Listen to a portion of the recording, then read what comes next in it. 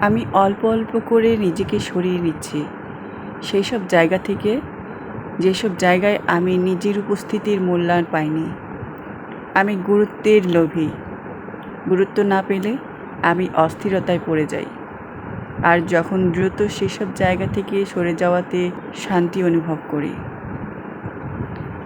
বন্ধুত্ব, আত্মীয়তা কিংবা পছন্দের মানুষজন সব কিছু আমি হেসে হেসে ত্যাগ করতে পারি যদি সেখানে গুরুত্ব না পাই। নিজের প্রতি এতটুকু ভালোবাসা থাকা অবশ্য দোষের কিছু না।